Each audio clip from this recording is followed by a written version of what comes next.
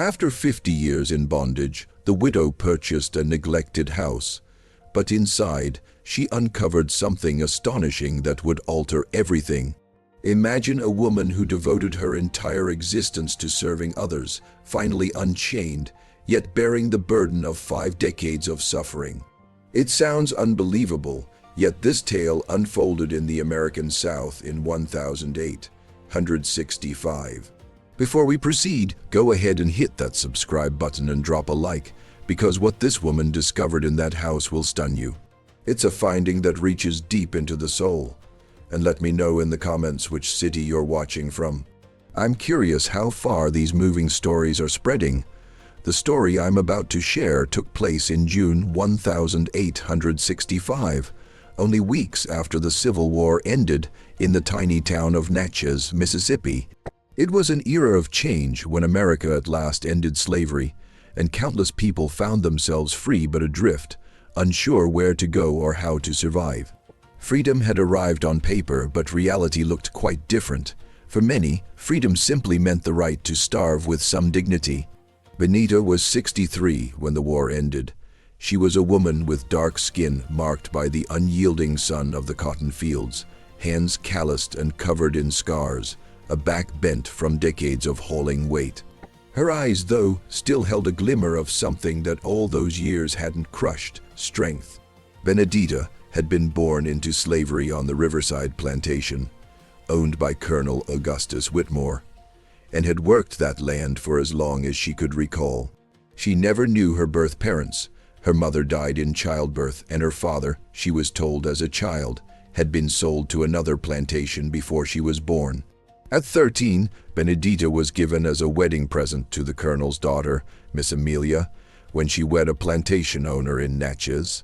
That's how Benedita left the plantation of her birth and started serving in the big house of another estate. There she met Joachim, an enslaved man who worked in the stables. Joachim was tall, strong, with a smile that could brighten the darkest day, and a deep voice that sang African songs passed down from elders. They fell in love in the only way possible for people with no rights, not even over their own bodies. They stole moments, glances, whispers in the slave quarters after the day's labor. When Benedita was 16, she and Joachim asked the master for permission to wed. It was a simple ceremony with no legal standing, but some masters allowed it to keep enslaved people more docile. Permission was given, and they married in a brief service led by the plantation chaplain. No party, no celebration, but that night, lying on the dirt floor of the quarters, they felt richer than any landowner. The years that followed brought both happiness and pain. Benedita had 6 children. Each pregnancy was a miracle snatched from cruelty. Each birth a victory against all odds. But slavery didn't spare children. 3 of her kids died before age 5, victims of disease, malnutrition, and early labor. The other 3 grew strong, but at 12 years old, each was sold to different plantations. Benedita never saw them again. The agony of having her children torn from her arms was beyond words. It was like ripping pieces from her soul and casting them to the wind. Joachim tried to rebel once. When the overseer threatened to sell their oldest son, Joachim shoved the man and tried to flee with the boy. They didn't get far. They were caught that same day, and Joachim was punished in public, whipped until his back became a bloody mess of flesh and bone.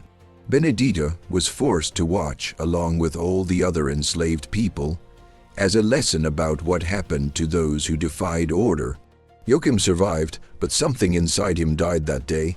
The spark of rebellion was replaced by a silent resignation that broke Benedita's heart. Years passed. Benedita and Joachim grew old together, their bodies bending under labor's weight, their hands becoming twisted claws from arthritis. But they had each other, and that was everything. At night, lying in the quarters, they whispered impossible dreams. One day, Joachim would say, "We'll be free.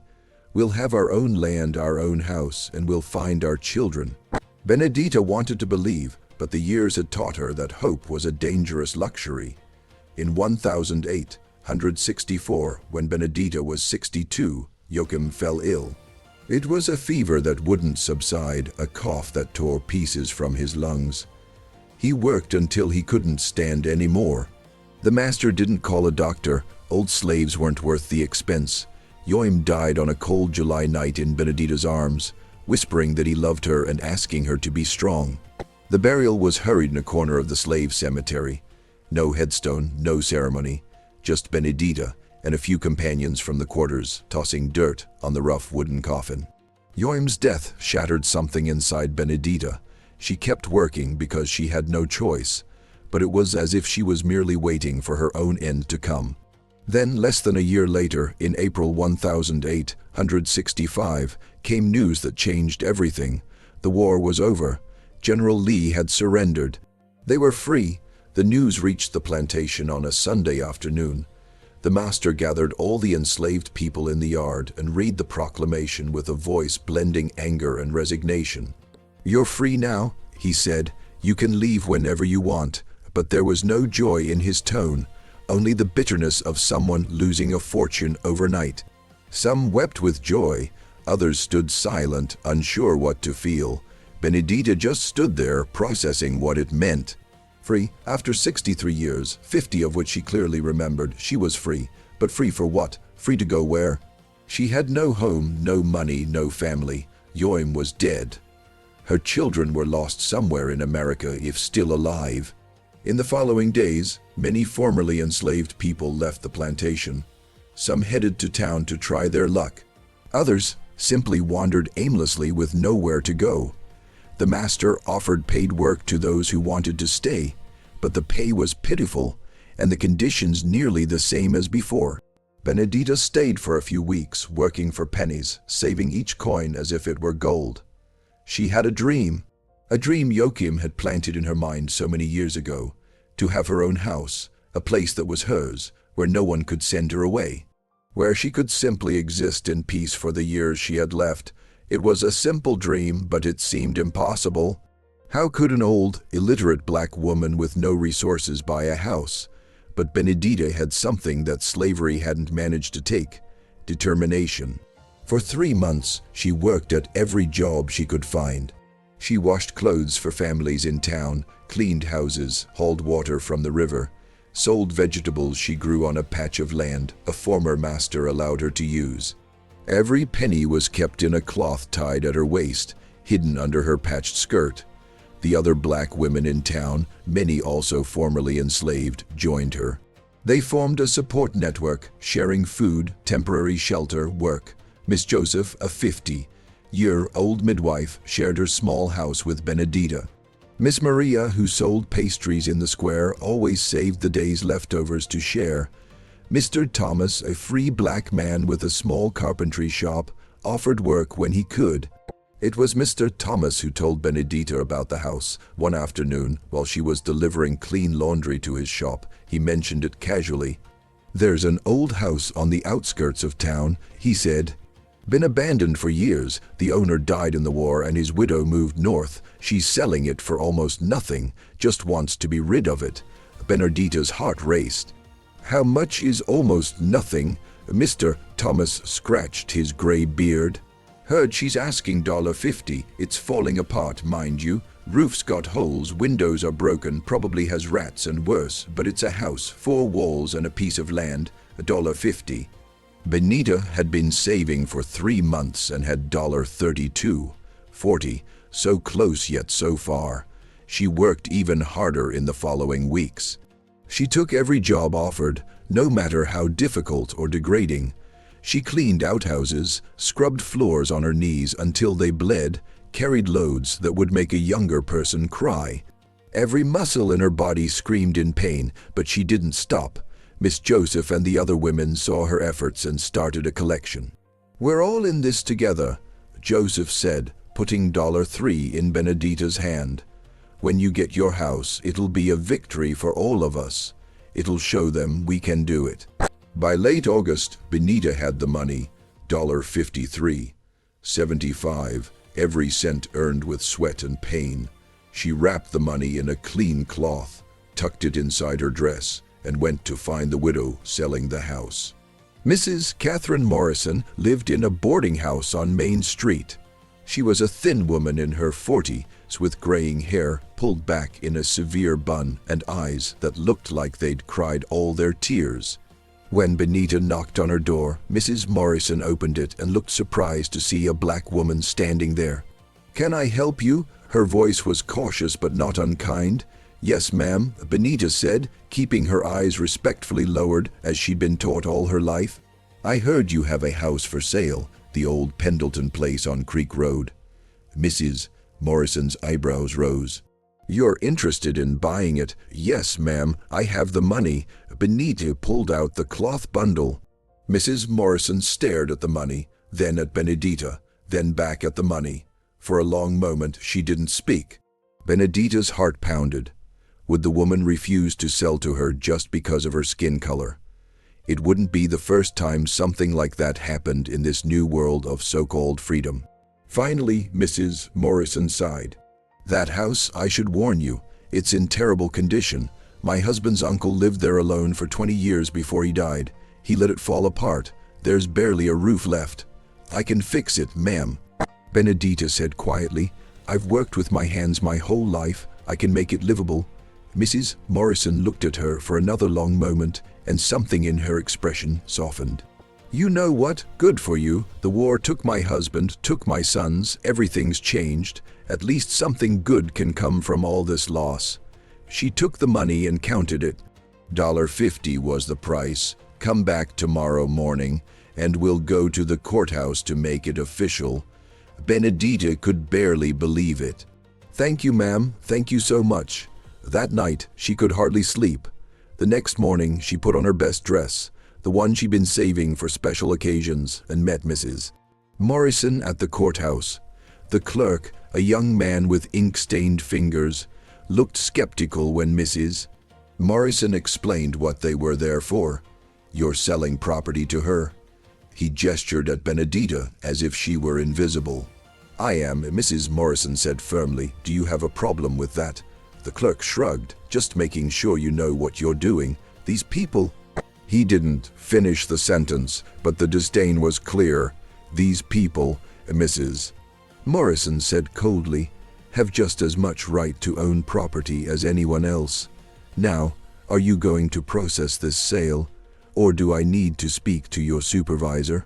The transaction was completed, though the clerk made them wait longer than necessary and was ruder than he needed to be. But finally, Benedita held a piece of paper in her trembling hands, a deed, her name written in ink.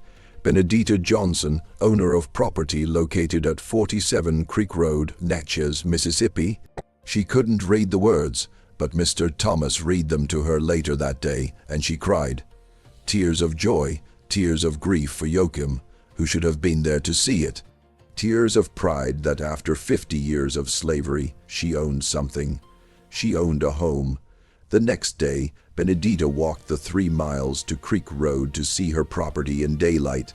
Mr. Thomas and Miss Joseph insisted on coming with her, along with several others from their small community of formerly enslaved people. They wanted to celebrate, to see this victory with their own eyes. The house was exactly as Mrs. Morrison had described, terrible. It sat on about an acre of overgrown land surrounded by wild grass as tall as a man's waist. The house itself was a small structure, maybe 4 rooms at most, built of weathered wood that had once been painted white but was now a mottled gray. The roof sagged in the middle, several windows were broken or missing entirely, and the front porch had collapsed on one side. "Lord have mercy," Miss Joseph breathed, "that's barely standing." But Benedita saw something else. She saw potential. She saw home. She walked toward the house slowly, almost reverently. The front door hung on one hinge, creaking in the slight breeze. She pushed it open carefully, and it protested with a loud groan. The interior was dim, the afternoon sun filtering through cracks in the walls and holes in the roof. The floor was covered with leaves, dirt, and debris that had blown in over the years. There were cobwebs in every corner, thick with dust. The air smelled of rot, mildew, and abandonment, but it was hers. Benedita took a few steps inside, her worn shoes crunching on the debris. There appeared to be 4 rooms, just as she'd guessed. A main room that served as a living area, 2 smaller rooms that could be bedrooms, and what looked like it had once been a kitchen at the back. The fireplace in the main room was still intact, its stones blackened with soot from fires long gone cold. She walked through each room slowly, assessing the damage, making mental notes of what needed fixing first. The roof was the priority, then the windows, then the floor in the kitchen where several boards had rotted through. It was overwhelming but not impossible. She'd done harder things in her life. She'd survived slavery. She could fix a house. As she reached the back bedroom, the smallest of the rooms, she noticed the door was closed. All the other doors hung open or were missing, but this one was shut tight. Strange. She reached for the handle, an old brass knob tarnished with age, and turned it. The door resisted, swollen with humidity, but she pushed harder, and it finally gave way with a loud crack. The room was darker than the others. The single window had been boarded up from the inside, and only slivers of light crept through gaps in the boards. Benedita squinted, letting her eyes adjust to the dimness, and then she saw it. In the corner of the room, huddled against the wall, was a figure, small, child-sized. Benedita's heart stopped. She took a step back, her breath catching in her throat. Was it a body? Had someone died in here? And then the figure moved. A small face turned toward her, eyes wide with terror. It was a child, a little girl, maybe 8 or 9 years old, with skin as dark as Benedita's, hair in matted braids, wearing a dress that was little more than rags. She was so thin Benedita could see her ribs through the torn fabric. For a long moment, neither of them moved. They just stared at each other in shock. Then the child spoke, her voice barely a whisper, hoarse, as if she hadn't used it in a long time. "Please don't hurt me. Please, I'll be quiet. I'll be good. Just please don't hurt me." Benedita's maternal instincts, dormant since her own children had been taken from her decades ago, came roaring back. She slowly knelt down, making herself smaller, less threatening. "Baby," she said softly, "I'm not going to hurt you. I promise. What's your name? What are you doing here?" The child trembled violently. "My name is Sarah. I live here. You live here, in this abandoned house. How long?" Sarah's eyes filled with tears. "I don't know. A long time. After Master Pendleton died and the war ended, everyone left. The other enslaved people went away. But I had nowhere to go, so I stayed. I hid." Benedita's heart shattered. This child had been living in this abandoned house alone, hiding, surviving on who knows what.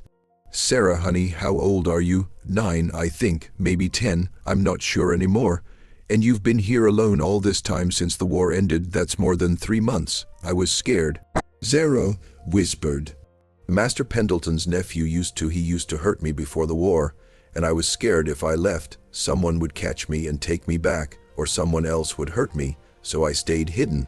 I'm good at being quiet. I know how to hide." The words hung in the air like a physical weight. Benedita understood immediately what the child meant by hurt. The same thing had happened to so many women and girls during slavery. The same thing had happened to her. "Oh, baby," Benita said, tears streaming down her face. "You don't have to hide anymore. You're safe now. I promise you're safe. Are you the new master?" Sarah asked fearfully. "No, child, there are no masters anymore. We're all free. I'm just a woman who bought this house, and if you want, you can stay here with me. You don't have to be alone anymore." Sarah stared at her as if trying to decide whether to believe her. Really, I'm not going to hurt you, and I'm not going to let anyone else hurt you either." Outside, Benedita could hear Miss Joseph calling her name, probably wondering why she'd been in the house so long. Benedita stood up slowly and extended her hand to Sarah. "Come on, child, let's get you out of this dark room. Let's get you some food and clean water. You're safe now, I promise." Sarah looked at the offered hand for a long moment. Then slowly, trembling, she reached out and took it. Her hand was so small, so thin, so cold. Benedita helped her to her feet, and the child swayed, weak from malnutrition. "I've got you," Benedita said, putting an arm around the girl's thin shoulders. "I've got you, baby. Everything's going to be all right now. They walked out of that dark back room together into the dusty main room, where light was streaming through the holes in the roof. And when they stepped out onto the collapsing front porch, Miss Joseph and the others gasped. Lord above, Joseph breathed. Where did that child come from? She was hiding in the back room, Benita said, her arms still protectively around Sarah. She's been living here alone since the house was abandoned. She's coming home with me. No one questioned it. No one suggested calling authorities or finding the girl's family, if she had any. In that moment, they all understood. They were creating their own community, taking care of their own. This child needed help and Benita would provide it. It was that simple. Let's get her to my house, Miss Asifa said practically. She needs food and a bath, then we'll figure out the rest. As they walked back toward town, Sarah leaned against Benedita's side, exhausted. And Benita felt something she hadn't felt in over 20 years, since her youngest child had been sold away.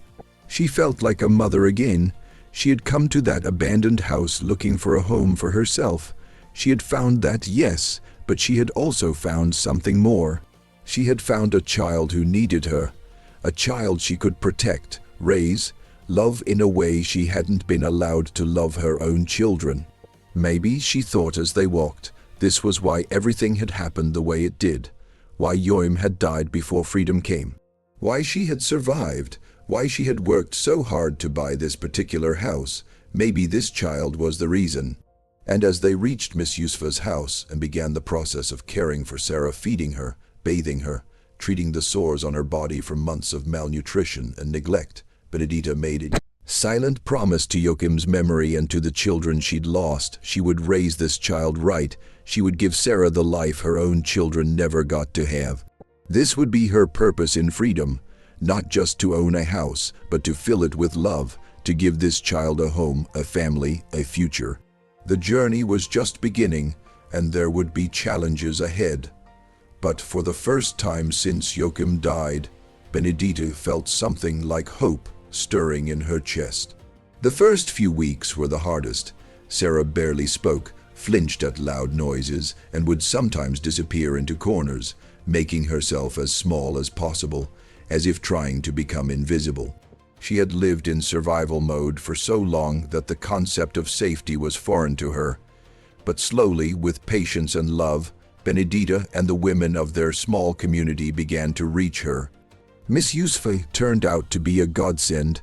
She had raised 7 children of her own before they were all sold away, and she knew how to handle a traumatized child. Give her time, she counseled Benedita.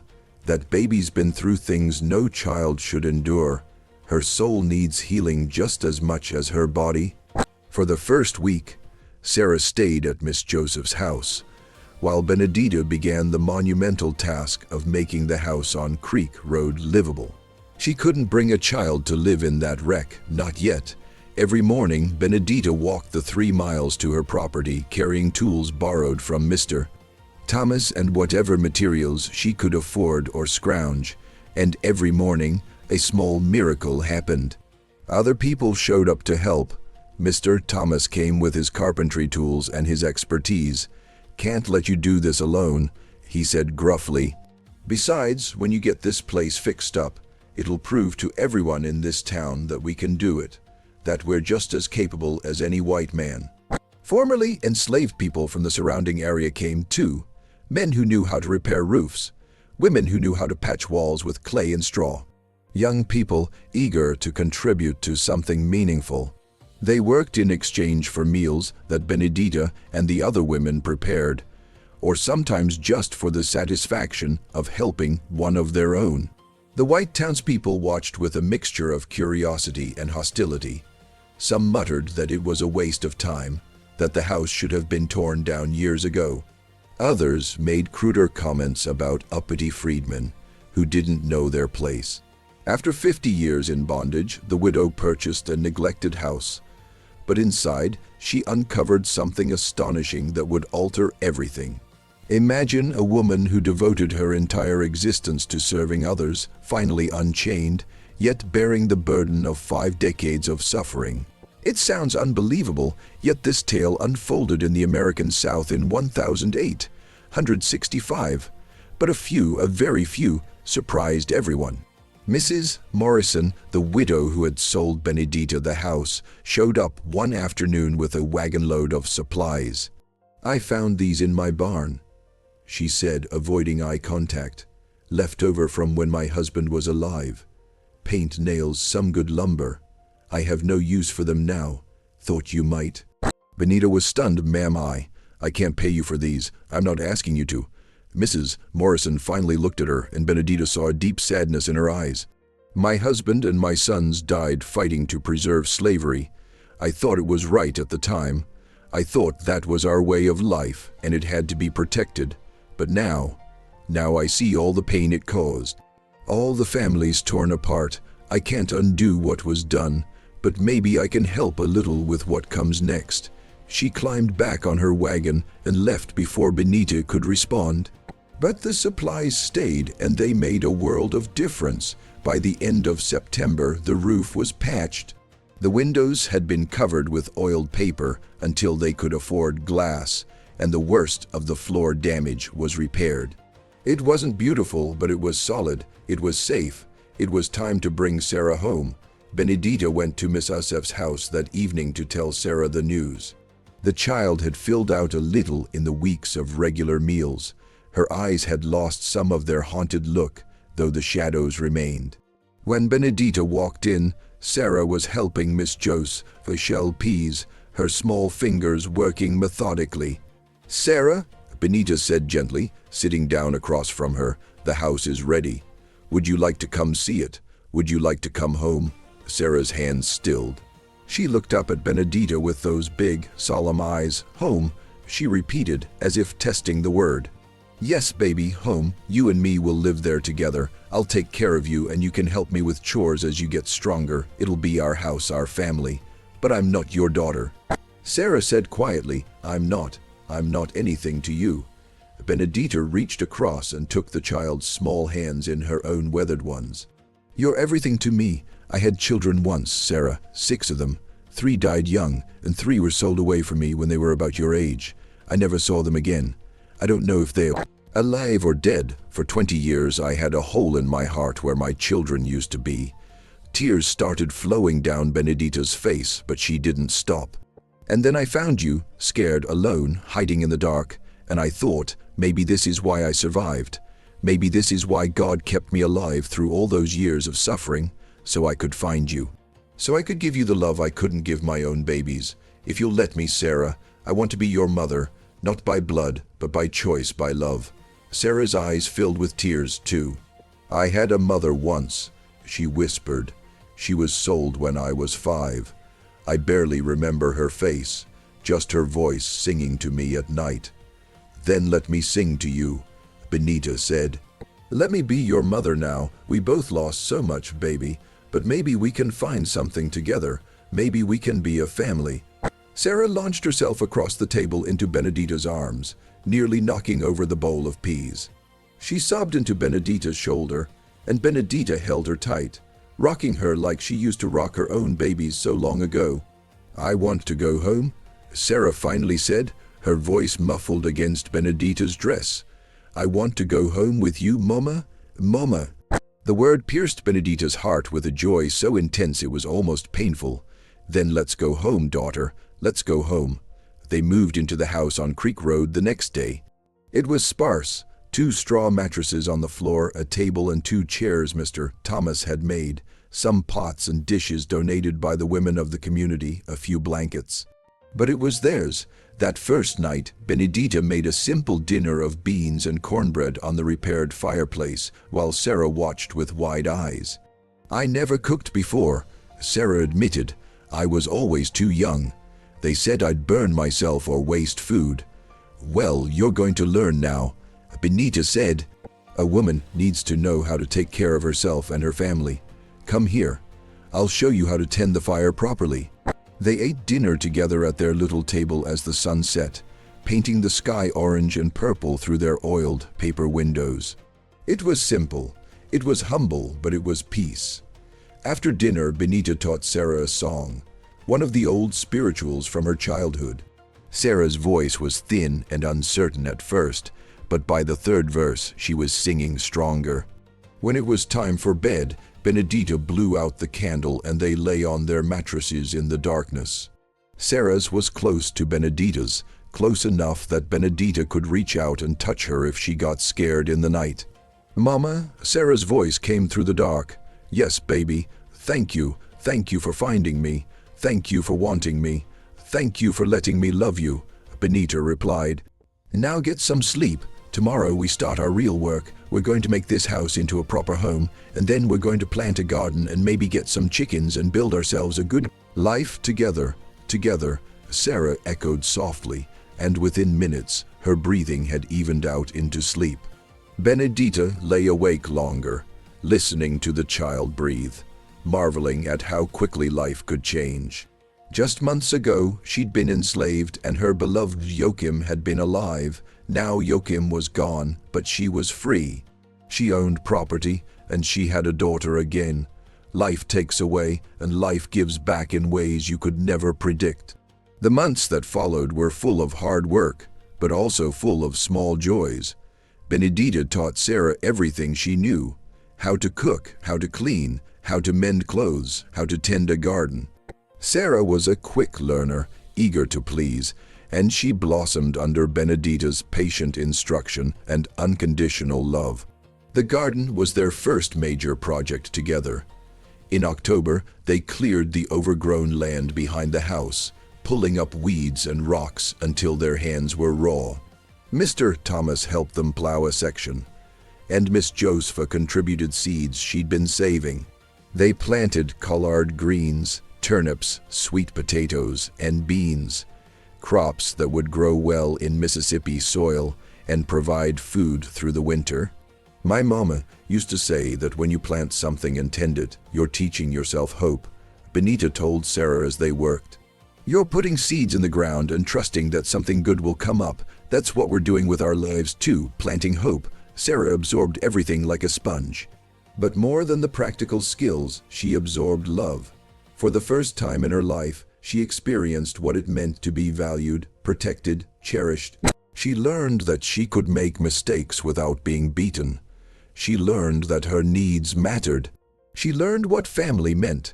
The community around them grew stronger, too. Every Sunday, the formerly enslaved people of Natchez and the surrounding area would gather at Mr. Thomas's carpentry shop, which doubled as a makeshift church. A preacher named Reverend Samuel, who had learned to read during slavery by sneaking looks at his master's Bible, led services that were part worship, part community organizing. "Freedom is just the first step," Reverend Samuel would say, his deep voice filling the room. "Now we have to build. We need to buy land, start businesses, educate our children. We need to show that we're just as capable as anyone else, and we need to stick together because there are plenty of people who want to see us fail." He was right about that. The initial euphoria of freedom had given way to harsh reality. Many white Southerners resented the loss of free labor and the new rights of black people. Violence against freedmen was increasing. The Ku Klux Klan had formed and was terrorizing black communities across the South. Even in Natchez there were incidents: a black man beaten for being uppity, a freedman's house burned down after he registered to vote, a woman assaulted on her way home from work. Benedita heard the stories and held Sarah tighter. She made sure to be home before dark, made sure to keep a low profile, made sure never to give anyone an excuse to target them. She'd survived 50 years of slavery by being smart and cautious. She would survive freedom the same way. But not everyone could or would live that way. In December 1865, news came that made everyone pause. The 13th Amendment had been ratified. Slavery was officially, constitutionally abolished throughout the United States. It wasn't just a wartime measure anymore. It was the law of the land, permanent and unchangeable. That Sunday, the gathering at Mr. Thomas's shop was bigger than ever.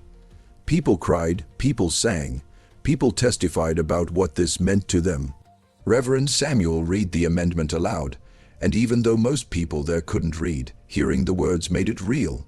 Neither slavery nor involuntary servitude, except as a punishment for crime whereof the parties shall have been duly convicted, shall exist within the United States or any place subject to their jurisdiction.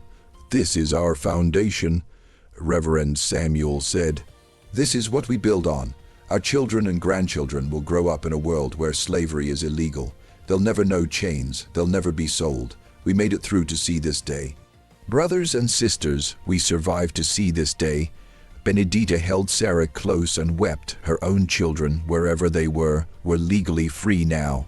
She would probably never see them again, would probably never know what became of them, but they were free. And this child in her arms was free, and any children Sarah might have someday would be born into freedom.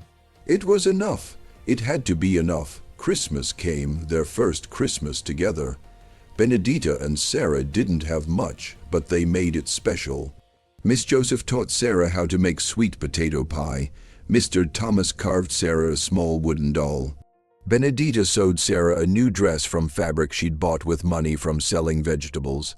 It wasn't fancy, but it was new, made specifically for Sarah, and the child treasured it like gold. On Christmas morning, Sarah gave Benedita a gift too. She'd been learning to write from Reverend Samuel, practicing with a stick in the dirt. She'd written Mama on a piece of brown paper in careful, shaky letters. It was the most precious gift Benedita had ever received. As winter turned to spring, life continued. The garden flourished. Sarah grew taller and stronger. The house became more comfortable as they added small touches. Curtains Miss Joseph helped them sew. A shelf Mr. Thomas built for their few dishes. Wildflowers Sarah picked and put in a jar on the table. But the outside world was changing too, and not always for the better. In early 1866, Mississippi passed the Black Codes laws designed to restrict the freedom of black people and force them back into something resembling slavery. Black people couldn't rent land outside of towns without a white sponsor. They couldn't assemble without permission. Children could be apprenticed to white employers without their parents' consent. Vagrancy laws allowed police to arrest unemployed black people and force them to work. It's slavery by another name, Reverend Samuel said grimly. They're trying to put us back in chains, just using different words. The community organized. They pooled money to help people pay the new taxes designed to force them off their land. They made sure everyone had documentation of employment to avoid vagrancy arrests. They protected each other's children from the apprenticeship system. It was exhausting, infuriating, frightening, but they persisted. Benedita was grateful she'd bought her house when she did. Property ownership gave her a protection that many others lacked.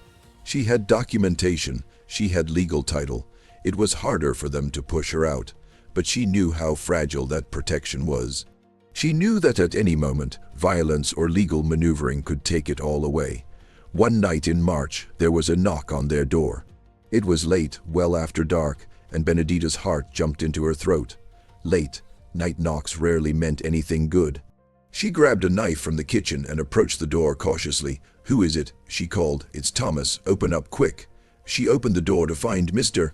Thomas standing there with a young man she didn't recognize. The stranger was bleeding from his head, his shirt torn, his face swollen. "They beat him," Mr. Thomas said, helping the man inside. Klan came to his house because he tried to register to vote, burned his place down, beat him, told him to get out of the county. He needs to hide for a few days until we can get him north. Benita didn't hesitate. "Bring him in. Sarah, get water and clean rags, quick now." They tended the man's wounds while he told his story in a hoarse whisper. His name was James. He'd been freed from a plantation in Alabama, had come to Mississippi hoping to build a new life. He'd saved money, bought a small piece of land, registered to vote, and for that he'd been targeted. "They said I was getting too big for my britches," James said bitterly, "said I needed to be taught a lesson, said if I wasn't gone by morning, they'd kill me. You can stay here tonight." Benita said firmly, "Tomorrow, Mr. Thomas will take you to the next town. We have people there who can help you get further north." James looked at her with tears in his eyes. "Why? Why would you risk yourself for me? You don't even know me." Because we're all we have, Benita said simply. We have to take care of each other. That's how we survive. James stayed hidden in their house for 2 days while arrangements were made. Sarah, remarkably, didn't seem frightened by the situation. She helped tend his wounds, shared her food, even made him laugh with childish jokes. The trauma she'd experienced had made her stronger in some ways. Benedita realized she understood that the world was dangerous, but she also understood the importance of helping others. When James left, heading north with a wagon train organized by the community, he clasped Benedita's hands. I'll never forget this. If I make it north, if I build something for myself, I'll find a way to pay it forward. I promise. Just live, Benedita told him. Just live and be free. That's payment enough. As spring turned to summer, the garden produced abundantly. Benedita and Sarah had more vegetables than they could eat, so they sold the surplus in town. Some white customers refused to buy from black vendors, but others, desperate for fresh produce, swallowed their prejudices and paid. Every penny went into Benedita's savings. She was planning ahead, thinking about winter, thinking about emergencies, thinking about Sarah's future. One afternoon in July, a well-dressed white woman approached their vegetable stand in the town square. She looked at their produce critically, then at Sarah. Is this your girl? She asked Benedita. This is my daughter. Yes, ma'am. The woman's eyebrows rose. Your daughter, how old is she? 10, ma'am. Sarah answered before Benita could. Can she read? Sarah hesitated, glancing at Benita. Admitting to literacy could be dangerous, but Benedita nodded slightly. Yes, ma'am, Sarah said, a little. Reverend Samuel has been teaching me. The woman studied Sarah for a moment, then turned to Benedita. I'm Mrs. Elizabeth Hartwell. I'm opening a school for Negro children. The Freedmen's Bureau is providing some funding, and I've been tasked with finding students and a teacher. I'm thinking your daughter might be one of my advanced students, and you, she looked at Benedita appraisingly, might be exactly the kind of woman I need to help run it. Benedita was stunned. Ma'am, I can't read. I was never taught. But you're intelligent, organized, and clearly dedicated to children. I can teach you to read. It's never too late, and we need someone from the community, someone the parents will trust. Will you consider it? It seemed impossible. A school for black children, run partly by black adults, and she was being asked to be part of it. Benedita looked at Sarah, whose eyes were shining with excitement. I'll consider it, ma'am, Benedita said carefully. May I think on it and give you an answer in a few days? Of course. You can find me at the Freedmen's Bureau office on Main Street. That night, Benedita and Sarah talked long into the darkness. A school would mean regular work, a small salary, a chance to help other children. But it would also mean visibility, which brought risks. It would mean time away from their home and garden. It would mean trusting white people who might have their own agendas. What do you think, Mama? Sarah asked. I think it's an opportunity, but it's also a risk. Reverend Samuel says that freedom means we have to take risks, that hiding and staying small isn't really freedom at all. Benedita smiled in the darkness. Her daughter was wise beyond her years. You're right, baby. You're absolutely right. We'll do it. We'll try. 2 days later, Benedita went to the Freedmen's Bureau office and accepted Mrs. Hartwell's offer. She would help run the school, assist with younger children, maintain the building, and coordinate with parents. And she would learn to read alongside the children. The school opened in September 1866 in a small building that had once been a warehouse. There were 32 students that first day, ranging from age 6 to 16. Some came from town, others walked miles from surrounding farms. They sat on rough benches, wrote on slates, and shared the precious few books Mrs. Hartwell had managed to acquire. Benedita was 54 years old when she learned to read her first word. It was free. Mrs. Hartwell had written it on the board, and letter by letter, sound by sound, Benedita deciphered it. When she finally spoke the word aloud, the whole classroom erupted in applause. She cried, and she wasn't ashamed. Sarah excelled in school. She had a hungry mind and absorbed everything, Within months, she was reading at a level far beyond her years. She helped teach the younger children, showing a patience and gentleness that made her a natural educator. Mrs. Hartwell said Sarah had the makings of a teacher herself someday. The school faced opposition, of course. Some white townspeople complained about educating them above their station.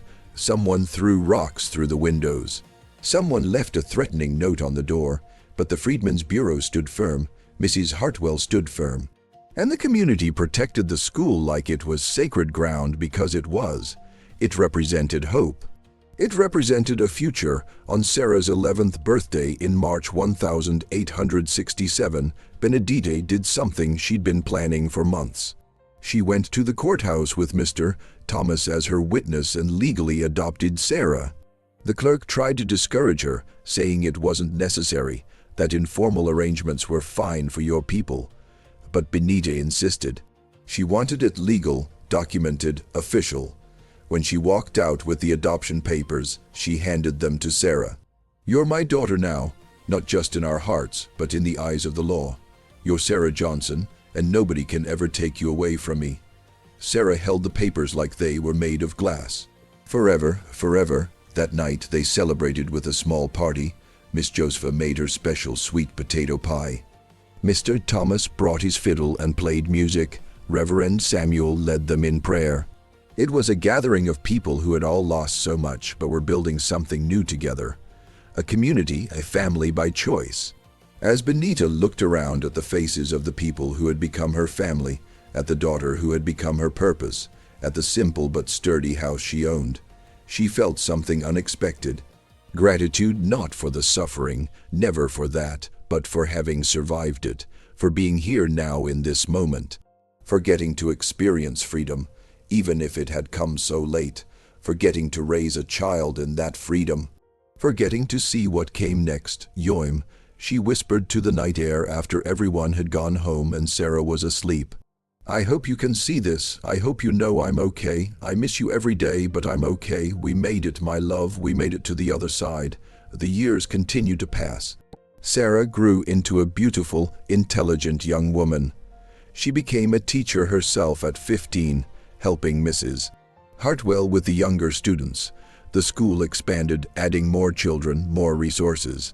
Black community of Nashhkshay SSLL OOWLLY, painfully built economic and social structures that would sustain them through the coming decades of Jim Crow and segregation.